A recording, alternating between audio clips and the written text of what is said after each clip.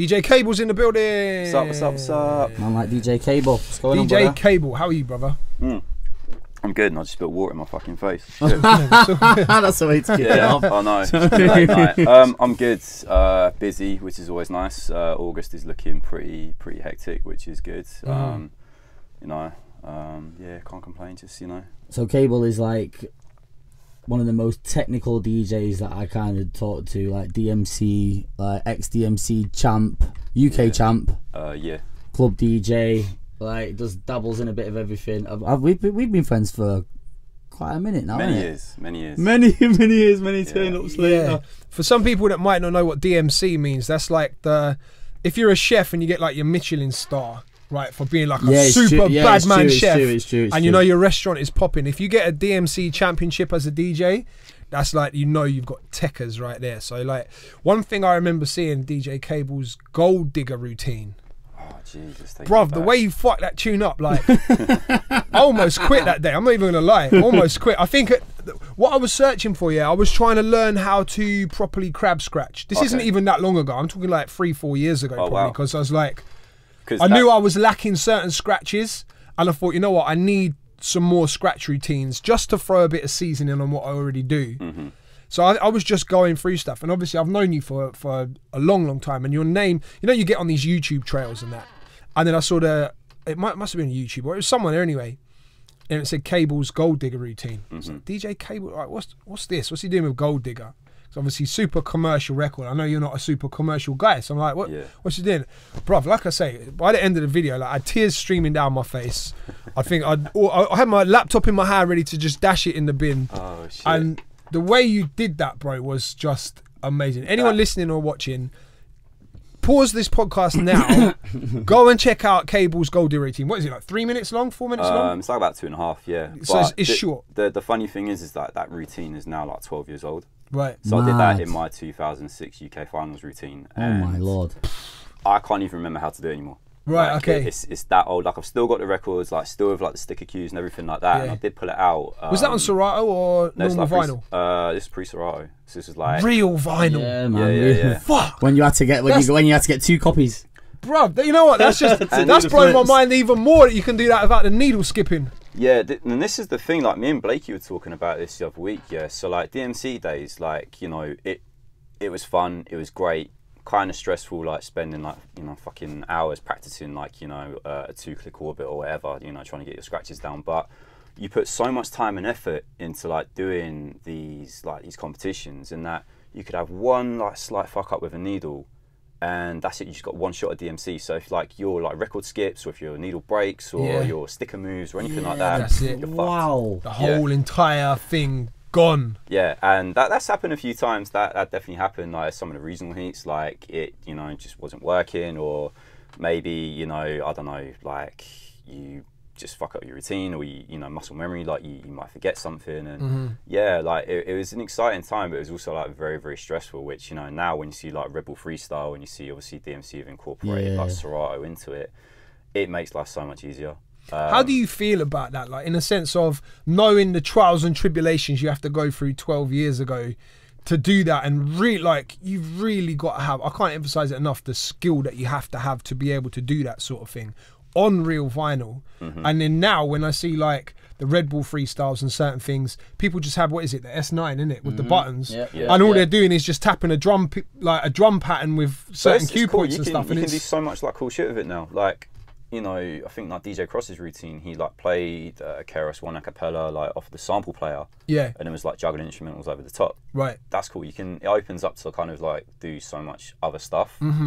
And, you know, if you're kind of approaching it like with like an actual like turntablist like brain, and like, all right, cool, it allows me to do this, you know, as opposed to like, you know, just sitting there and pressing buttons and looking pretty on stage and stuff, then I'm all for it, man. Like, I wouldn't want to go back to like using vinyl competitions, or even in clubs. I mean, you know, it's, you know, records would skip, you know, they might get warped like under the heat and stuff, you know, the lights and that, you know, that's happened a few times.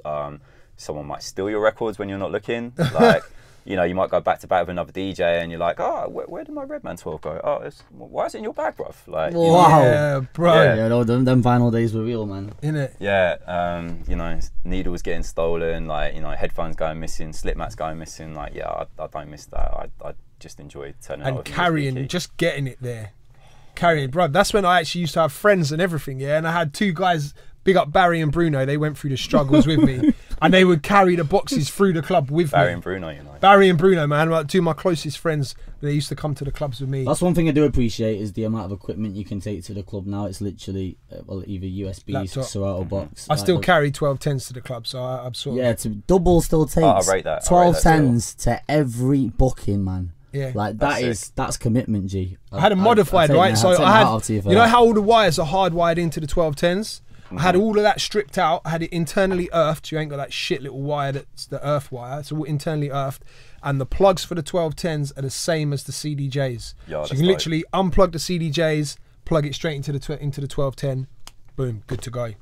Makes life so much simpler. And I don't even need a backpack. I just turn it with like a USB key. Is it just USB now for you? Yeah, just USB. Well, for I'd say 95% of my bookings USB, and then for like Nike Town, that's obviously.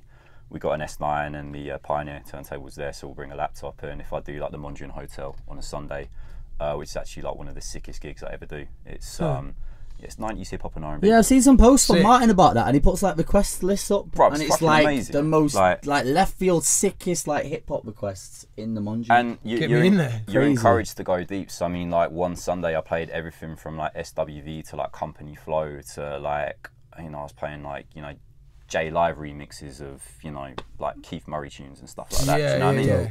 Like insane. I didn't know bookings like that still existed anymore. Yeah, he's got to search like far and wide for them, and that's the thing. It's like there's so many opportunities out there that people don't really know about, and you know, there's like a lot of cool gigs I do that I don't necessarily like shout about on social media. You know, that I like to keep low key. But yeah, you know, everyone thinks it begins and ends like with clubs and festivals and brand, you know, activations and things like that. So many like cool little spaces you can play at. You know, you can play in a restaurant, you can play like in like a hotel bar somewhere, you can, you know, play in like a public space like an art gallery or like a museum, and all these kind of like cool little spaces and stuff. And yeah, I'm surprised that no one's really kind of like, you know, caught onto it yet. You know, it's there's definitely money to be made out there, man. Do you think it's important for DJs to have the technical abilities now? Because one thing I've noticed is I can even just something as simple as doing a live mashup, so throwing an a cappella out there in the club and then just throwing a different instrumental live there and then in the club when people are there. No one seems to notice / care. It's only me that I'm like, oi, this is sick, and I'm just in my little bubble. Yeah. I don't think half the time even the promoters know what's going on. Do you know what I mean? And with so many, like, we've bigged them up before, but so many people doing edits and sending them out, all DJs can just play mashups there and then. So do you think, like, from your opinion, do you think it's important for DJs to have the technical ability, or is it just like, whatever now, it doesn't even matter? Yeah, I was going to say, I was actually going to post a video on Instagram. I did like this wordplay thing with like Hardy Caprio going into gigs, talking to artists, and I played it in like a packed club, right? So there's like about 500 people in the main room. Played it, and like I looked at my mate and I was like, yeah, I fucked it up, and like, everyone's there like, I'm like, oh shit. Yeah, you know, sometimes it doesn't go the way you want it to. No. But in terms of technical ability and stuff, like it's weird. So it's like people are celebrating like mediocre shit right now, you know, like whether it's like music or fashion, or, you know, we're in an age where people's expectations are a lot lower than what it used to be, and I think just because, you know, a lot of things are disposable, a lot of things are quite throwaway, and I think with DJs as well, like I think people to an extent have like stopped caring and stopped trying. That's what I was gonna say, man. I think things like freestyle, that's kind of put more of an emphasis on doing wordplay, doing tone play, doing, you know, like stuff a little bit above the average skill level. And you're seeing people like, you know, whether it's like Donch or Chris Martin, or, you know, some of us guys like doing routines in clubs and that, you know, it's, you kind of see more of like a resurgence of people doing that stuff that's kind of more accessible to the average person, because, you know, they're not going to sit there and understand the Gold Digger routine, for example. They're just going to be like, play the fucking record. Oh, what's he doing? What's he doing with it? Why is it drum and bass now? Yeah, exactly. And yeah, I think people's expectations, like I said, are lower. They just want to hear the hits now. You know how it is, like you know, rarely do I even play a song past like the second verse unless I'm playing like a warm-up set. Now it's like 30 seconds of this, 30 seconds of that. I might even only just play the hook of a tune before I go into the next one. Yeah, that's so true. You know what I mean? You gotta keep it moving. But then you get some bit, brother. I do that sometimes, and someone will come up and go, "Oh, can you play that again? But can you play the whole song?" Oh yeah. Like, the fuck am I? Do I look like Spotify? You do. Like, I'm literally the same as Cable, man. Like it's verse, chorus. Like I like to keep the, like you say, people get bored so quick now, man. Yeah. Like you get like a second verse run, and people they'll stand still. You need to like, maintain that energy sometimes and just keep it like moving like quick. And you know, there are some times where you can kind of let the tune breathe. You know, you like to kind of keep, you know, give people like a breather and stuff. But yeah, I think going back to it, like obviously technical ability is important to a certain extent. You need to be able to mix two records together. Obviously, there's people out there that can't do that are getting bookings, and normally it's like, you know, fashion DJs, influencers, and you know, like celebrities. You don't even with the sync on Serato, and I think Virtual DJ has it now. Yeah. Tractor probably has it. I've never used it, so I don't know. I think they've all got it now. I don't think you even need to mix the two together anymore. But that's the thing. I'm not even bothered about sync. Like I don't, you know, a few years ago I might have been like, oh, it's kind of cheating, but I'm not really bothered about people using sync. You know, it's, you know, fine, they're using it. Okay, you know, if you can fuck that rave up, cool. You know, whether you're just like one dropping records, or whether you're, you know, doing turntable shit, or whether you're just doing, you know, just smooth blends from like, you know, one track to the other. I like the sync when people use it, but they're using it because they've got so much shit going on around. Loads it, of you know stuff. What I mean, so it allows them to be more creative with what they're doing. If it's just a guy coming in and it's just straight up cutting these mixes, I don't know, man. But if it's allowing to open up other shit, if his selection is tight though, like if his selection I is guess so. absolute levels, then fine, you know, so be it. It's like, you know, guy's not taking my job away, guy's not taking money away from me. Do you know what I mean? You know, okay. I'm still out here relevant in the clubs doing my thing. Touch wood. You know, so I've got no real kind of issue with it. I mean, you do see like on Facebook, like, you know, 40+-year-old like grumpy DJs going, oh, this guy's, you know, using Serato, he's not using real vinyl, or, you know, he's using a controller and that. And yeah, don't get me wrong, it's, you know, it's a bit whack when someone's taking a controller to a club where there's a pre-installed setup and they're unplugging CDJs to put it on top and stuff. Like it's unnecessary. But you know, if you're doing like a private event or a corporate event or even a wedding, for example, like controllers are a godsend. Like I don't want to be lugging like, you know, 2 turntables and a mixer, you know, if I'm doing a wedding for someone. Yeah, for them kind of things it's cool. Like I did a wedding not long ago and rented a controller for the night. So it's like, it just makes life easier, man. You're not going to lug a, well, double wood though, this is the thing. There, bro. I was about to say, you're not going to lug a set of turntables and that to a wedding, but double it, roll up, sound system, decks. But you know why? Mine's not from a, well, I don't want it to evolve, I don't want to use a controller. I literally just love using turntables. Yeah. Do you know what I mean? So what I don't use them for is if I'm doing an hour set, if I'm booked somewhere for an hour guest set, someone before me, someone after me, I'm not going to unplug everything and be that awkward guy that's da, da, da, da. But if I'm doing the whole night, believe me, I'm taking them, man, because I just love using them. I find it so much more fun. Beat juggling, scratching, no one cares. I do. Do you know what I mean? Like all of that stuff. Do you know the thing that I liked about moving to USB key is that it's similar to like vinyl days. You have a finite amount of space on that USB key, so you have to have a finite amount of records that we would have in, you know, like our record bags and stuff. Yeah. Obviously, you know, it does pay to obviously have like a laptop full of tunes and stuff.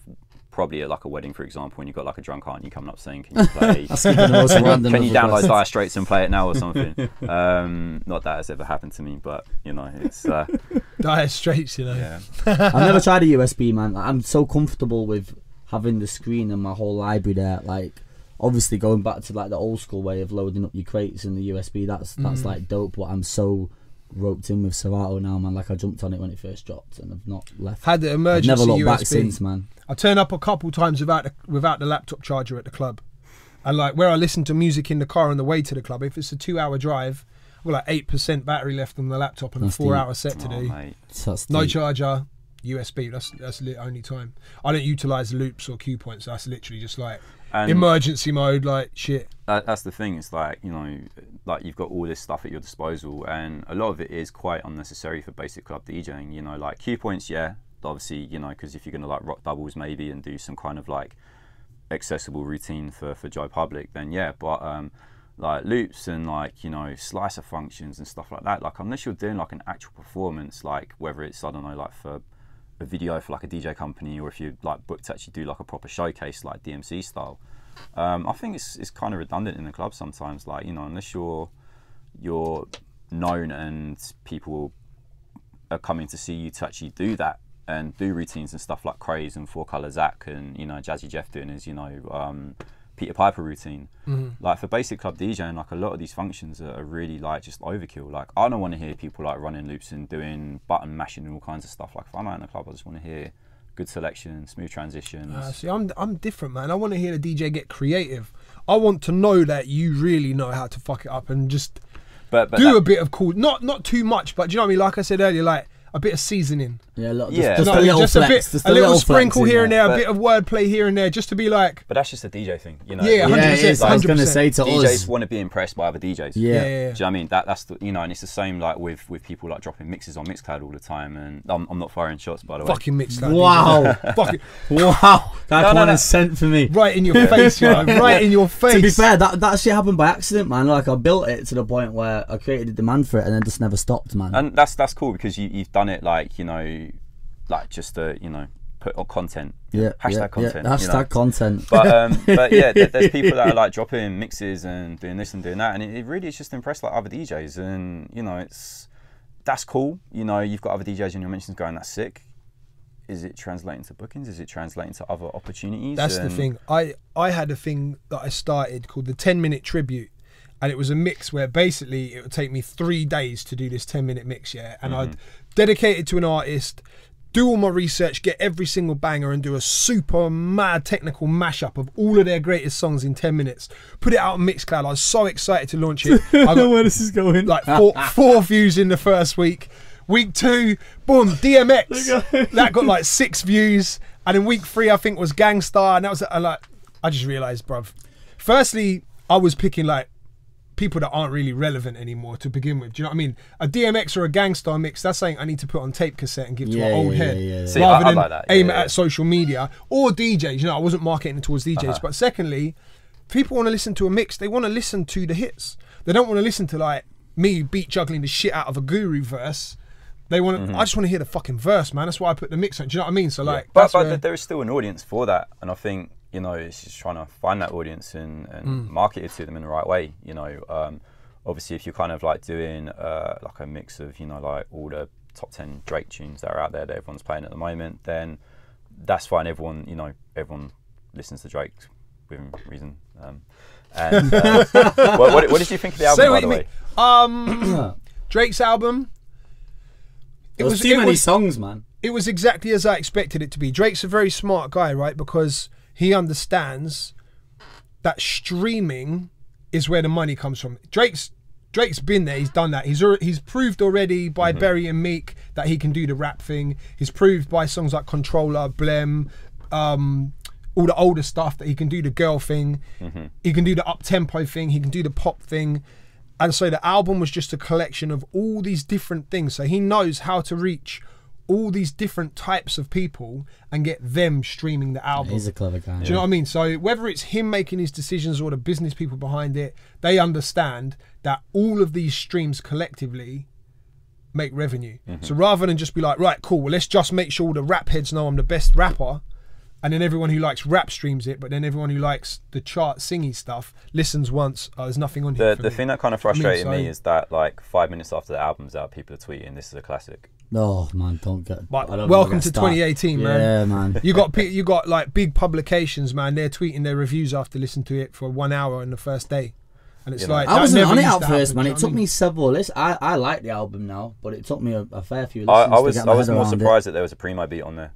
And you know, after hearing that, I was like, do you know what? I would love to hear like a 10-track album of like Drake doing tunes like Sandra's Rose. Do you know what I mean? Like that would be, and he's proved he can do it. Like with Lord Knows. Like Lord Knows is like one of his best tunes. Yeah. You know, and I think having like an actual rap album of him like barring hard, like that would be sick. I would definitely, you know. It'd never happen. There's not the market for that kind of Drake. But he's at that level where he could do that. Yeah, he could. I think so. I think he's got so much power behind him now, man. I reckon he could put out what he wants, man, and people will take it. I personally feel Pusha's dented him massively. That whole Pusha situation. And the way I view Drake now is he has peaked. He's now on the downward turn. I feel like, you know I don't know, man. No, I think he is. I feel like he's not going to go away anytime soon. no, I'm not saying he's going to go away. I don't think it's going to be an overnight thing. And this is coming from a huge Drake fan as well. I'm a big fan of Drake, the rap Drake, the singing Drake, and the pop this Drake. Coming from like a Pusha fan as well. Like I'm the ultimate clip stan as well. Yeah. So you know, it's. But I think the Pusha T situation damaged him, especially me. Like I'm like, Pusha buried you in that whole situation. Like you didn't even respond to it. You put one Instagram post out and. Like, I'm a rap fan. I want you to come back with a record. Do you know what I mean? But he didn't want to smoke. Yeah, Drake let me down on that one, man. I was so. That's I was the thing. That's why I feel like he's got told to fall back. Turn. I think, but he didn't want that heat with Pusha, man. He underestimated him, innit? So much. At the same time, it could have all been orchestrated. Possibly. I have thought about this. Drake, because Drake did some work on Kanye's album. He's credited in there, and so why would it not be like, well, cool. Let's just create a little bit of smoke between you and Pusha. Then we can get the streams going Pusha's way and reignite. Because no one cared about Pusha T before that. Like, the stands did, but no one did. Ask anyone in the clubs who play a Pusha T record. Who does this? That's true. Even the Chase and Status record that banged. But do you know what I mean? Like, no one cared about Pusha T before that. But it made him relevant. Streamed his album again. So it could have all been orchestrated. Whether Drake knew it was going to go that far. But then, you got to listen again to Drake's album. There's a lot of lines in that where he does refer to his son, so it was always going to come out. So dead. So what's next for you guys anyway? Like, how's your summer looking? Good, man. To be fair, like I pulled back on the bookings going abroad this year, man. I just got engaged in it, so it was. Congratulations. Thank you, bro. So it was like a wifey thing this summer. I had to kind of pull back on the bookings, like left Marbs, left Napa out. I think I only done like the Malia gig really.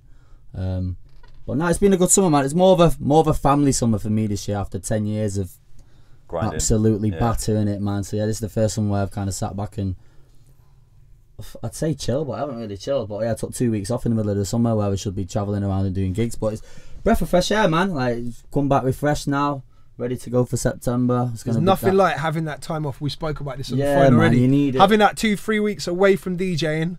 And then coming back with just that refreshed brain, like I don't like unplugging for that long. I'm a bit weird. It's like mad that, because man. It feels like, because we're living in such a fast-paced world now, it feels like shit. If I'm out the game for 2 weeks, fucking everything could happen, and I might come back and have no career. In reality, nothing happens. Nothing changes, and it's just nice to have the reset. And I've learned that. I've got a little boy as well, so he's nearly 6. And for me, where this job is so full on, I don't get much family time at all. Literally, I get Sundays, and that's basically it. Where from when I wake up to when I go to bed, I do nothing music related. And I spend time with my missus and my son 1 day a week, which isn't enough for me. So when the holiday time comes around, I get on the plane, my phone goes on airplane mode and stays there for 10 days. Sick. Literally 10 days, I don't look at social media, don't listen to new music, I don't do anything, but just focus on being a human being. I made a promise that I would delete mine when I went away. It never happened. I'm so bad. I said when I went away I was going to disconnect, I have man. no I'm problems like doing it. checking my Instagram and that. It's bad. I have no problems doing it. Wait till Mini Stylist comes along, bruv. You'll be like, switch off straight away. Oh, that's not me. So,